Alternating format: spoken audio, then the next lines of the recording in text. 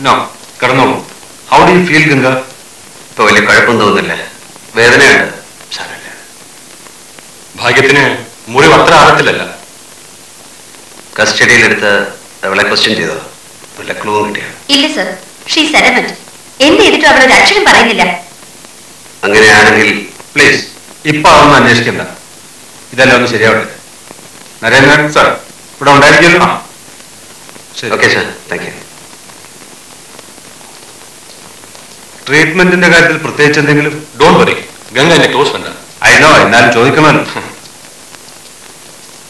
താനെന്താണ് നിൽക്കുന്നത്? പൊക്കോളൂ.